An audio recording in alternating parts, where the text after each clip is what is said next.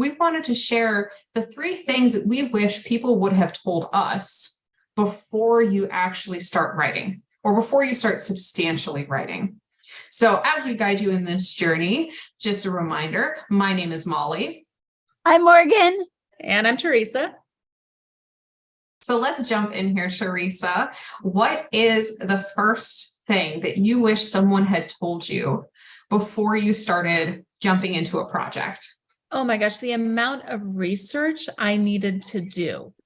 The amount of reading I needed to do in whatever my genre was, whether or not I liked reading, whatever story or book I was envisioning, and then knowing that Google was going to be my best friend. I think that's really also like, if you're writing. How does your cat on... feel about that? I mean, really? Sorry, Molly. No worries. I was gonna say, like, the setting you pick, if you pick up like a historical or you have a hard magic system or things like that, that might be super, like, research might consume your world. Can I add a research that I didn't understand? I didn't understand because I wasn't, okay, I know, I'm going to out myself here. I know all great writers are like, I read and read and read as a kid, and you can't be a great writer unless you're a reader. Well, some people all of a sudden want to write and have a burning desire to write, and they weren't readers from the time they were children. And if that's you, I'm here to tell you, you are welcome. You are just as amazing as any other writer, and you have a seat at the table, and your research is going to be reading books like yours in your genre, or in your, like, if you want to write romance, or if you want to write inspirational or spiritual, whatever, you need to read other people writing the same type of books that you write, so that you know you're truly unique and you know what's out there. Because I think it was a big surprise to me how many things were already out there. So I think a good thing to make sure you research, even before you research your characters and your world that they live in the setting, is just to have a really good idea about what other writers are doing, and to make sure that you truly are unique because you know what you're competing against. And that you know what readers are expecting of you. Yeah. Whether you conform or not, yeah. You know what they expect. Mm-hmm. Yeah. And it's okay not to conform, but make that an intentional choice. Yep. And you touched on it to me, the second thing I wish people would have told me is that world building up front can save you so much time and energy later. And yes. here's the second part of that. All books require world building. Mm-hmm.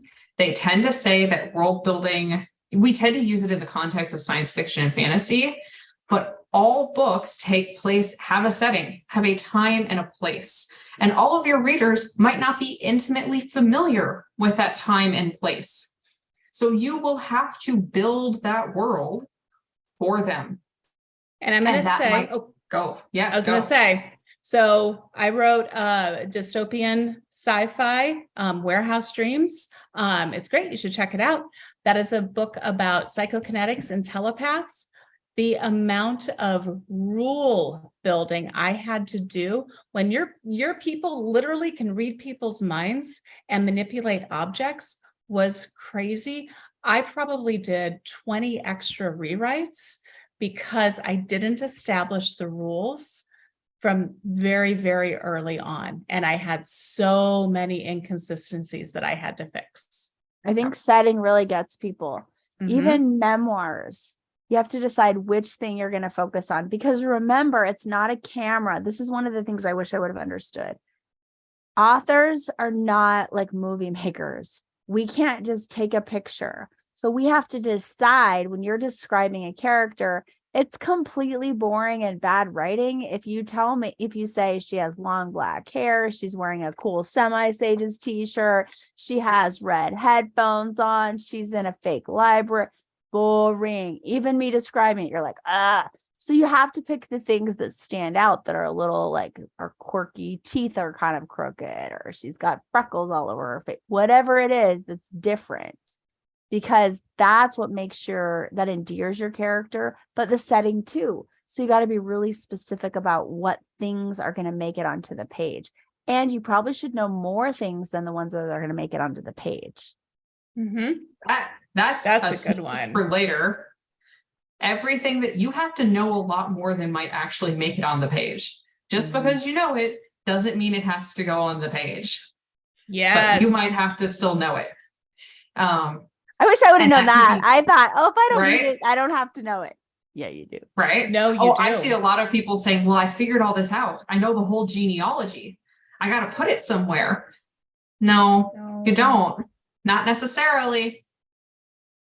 No. And so you've done all that research, you've done all that world building, you know, maybe the rules that your society or your magic system exists in. Morgan, what's that third thing you want people to know? It's the same thing that's true of your life that you don't want me to say, but is true.